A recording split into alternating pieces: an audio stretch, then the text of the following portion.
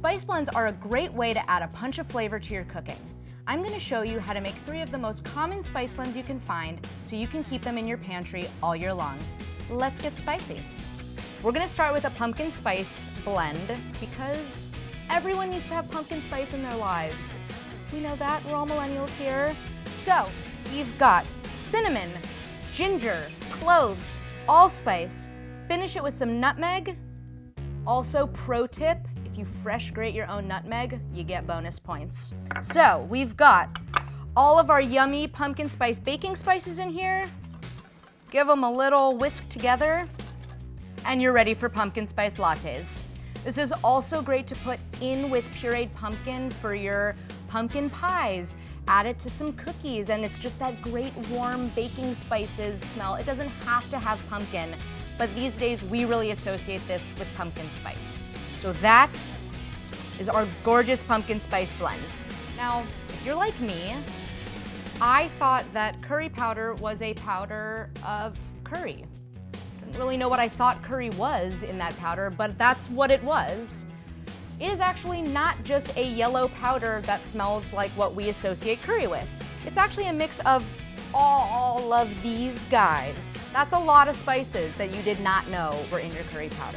But now you are gonna know, and you're gonna make your own, and you're gonna keep it in your pantry. So, we've got coriander, we've got some cayenne. You could also use more of like a ground chili powder, not like a chili powder blend, but if you have like ground chilies, that would work too if you don't want the kick. You could also use paprika. Very good options for pepper seasonings. We're gonna use cayenne.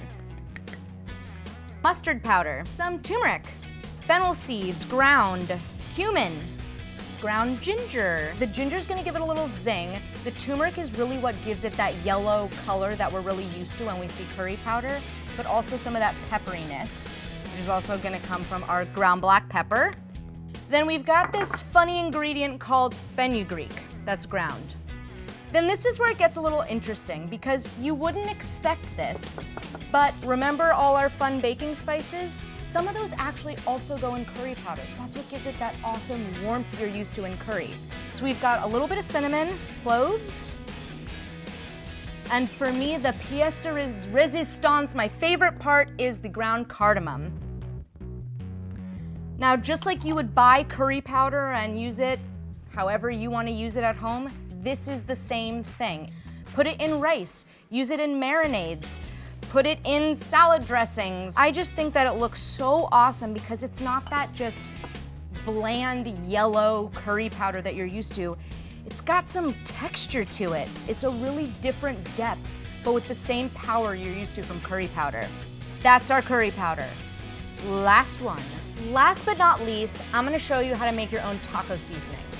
Again, you can totally buy the packs in the market, but why do that when you can make your own? And it's so easy, and then you keep your awesome own taco seasoning in your pantry. So we've got, importantly, cumin. I also secretly always overdose on my cumin because I love it. We've got a few kinds of our ground peppers. So we've got some paprika. We've also got some cayenne for a nice kick. We also have chili powder. Now, chili powder is interesting because it's actually also a spice blend, which you probably didn't know, but it is, and it's a mixture of chilies. Usually also has some garlic powder in it, and it might also have a little bit of ground oregano. Then, of course, you need some salt. I really like to add my salt into this seasoning because you're usually using it as a marinade, I find. I like to use it most as a marinade, and by adding the salt in, you're not having to worry about actually seasoning your meat. You don't have to worry about adding that extra salt. You can just add your spice blend, add some oil, and go. Some white pepper, which I really love because it sort of just blends into everything well. It's milder, it's usually finer. And then I've got all our nice garlic powder. And last but not least, I've got ground oregano. Now this is different than just plain dried oregano. As you can see, it's a really fine powder. Mix this guy together. Label it taco seasoning and throw it in your pantry. You're ready for tacos every night, fajitas, burritos, nachos, whatever you want Mexican food. And now you've got these 3 awesome spice blends that are just waiting for you.